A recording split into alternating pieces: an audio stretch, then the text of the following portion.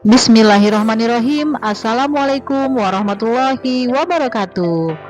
Selamat berjumpa dengan saya Dian Safitri, dosen manajemen pendidikan Islam pada video pembelajaran materi pertemuan kelima yang membahas tentang komponen-komponen kurikulum. Adapun agenda pembahasan kita hari ini adalah 1. Komponen tujuan, 2. Komponen isi atau materi, 3. Komponen strategi atau metode, dan yang keempat, evaluasi pembelajaran.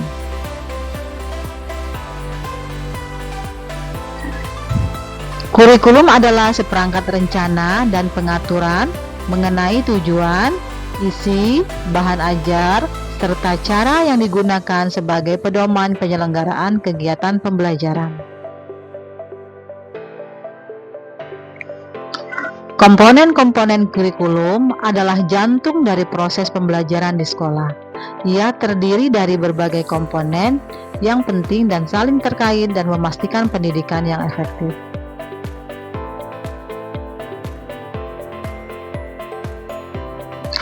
Komponen-komponen kurikulum yang pertama adalah komponen tujuan, yaitu menentukan arah, memilih atau menyusun alat ukur seperti instrumen tes, rubrik penilaian, observasi, kuis, dan sebagainya yang digunakan untuk menilai pencapaian tujuan pembelajaran secara objektif dan terstruktur.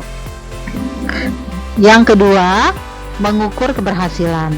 Mengukur keberhasilan adalah proses mengevaluasi apakah peserta didik telah mencapai kompetensi atau tujuan pembelajaran yang telah ditetapkan.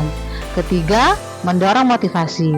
Mendorong motivasi adalah upaya guru untuk menumbuhkan semangat belajar dan rasa ingin tahu siswa agar terlibat aktif dalam proses pembelajaran. Komponen yang kedua adalah komponen isi atau materi. Komponen isi atau materi ini terbagi menjadi 3 aspek. Yang pertama adalah pengetahuan, yang kedua keterampilan, dan yang ketiga adalah sikap. Aspek yang pertama adalah pengetahuan, yaitu berupa fakta, konsep, prinsip yang harus dikuasai oleh siswa.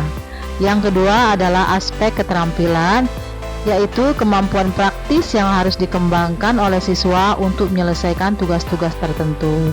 Aspek yang ketiga adalah sikap, yaitu nilai, kepercayaan, kebiasaan yang diharapkan terbentuk pada diri siswa.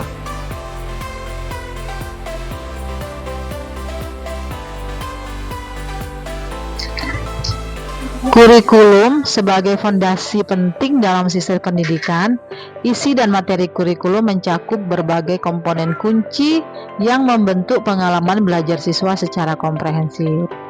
Dalam komponen isi dan materi ini ada beberapa poin yang harus dipertimbangkan dalam menentukan isi dan materi. Yang pertama adalah materi pelajaran. Materi pelajaran ini harus mencakup topik-topik yang luas dan mendalam sesuai dengan jenjang pendidikan. Yang selanjutnya adalah kedalaman.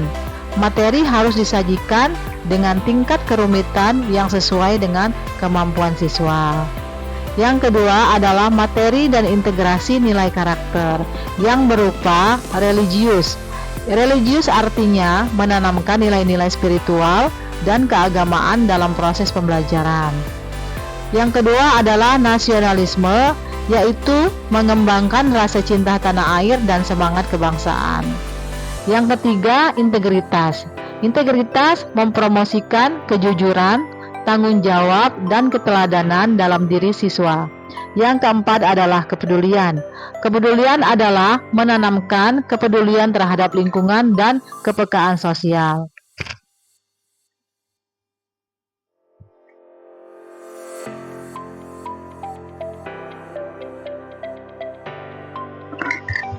Komponen yang ketiga adalah komponen strategi dan metode. Komponen strategi dan metode ini terbagi menjadi 2. Yang pertama adalah pendekatan atau pendekatan approach.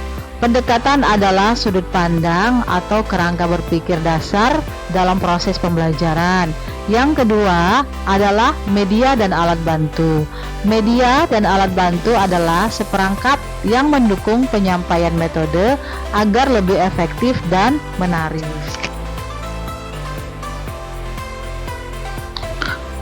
Komponen kurikulum yang keempat adalah evaluasi pembelajaran. Evaluasi pembelajaran ini sendiri terbagi menjadi 4 evaluasi. Yang pertama, evaluasi diagnostik.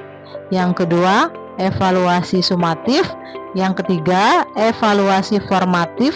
Dan yang keempat adalah evaluasi penempatan. Yang pertama, evaluasi diagnostik adalah mengidentifikasi kelemahan atau kemampuan awal siswa. Yang kedua, evaluasi formatif adalah menentukan nilai akhir dan pencapaian tujuan belajar.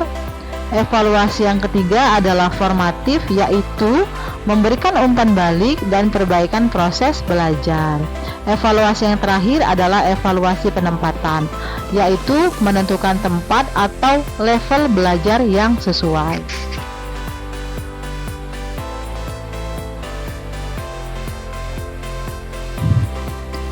Selanjutnya, pentingnya evaluasi yang efektif. Evaluasi yang efektif merupakan kunci untuk meningkatkan kualitas pembelajaran dan mengembangkan kurikulum yang lebih baik. Dengan menerapkan prinsip-prinsip evaluasi yang tepat, sekolah dapat memastikan bahwa tujuan pembelajaran tercapai dan siswa memperoleh pengalaman belajar yang bermakna.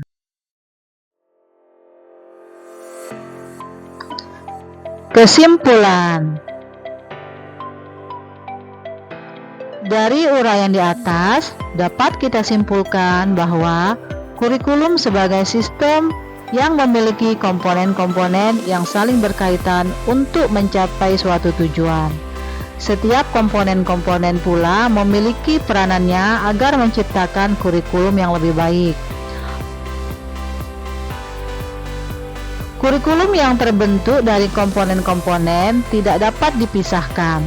Komponen-komponen kurikulum tersebut terdiri dari komponen tujuan, komponen materi, komponen metode, dan komponen evaluasi. Pada dasarnya, semua komponen sangat berfungsi, juga bertujuan agar pendidikan menjadi optimal. Hal ini mengacu pada Undang-Undang Nomor 20 Tahun 2003 Pasal 3 mengenai tujuan pendidikan nasional.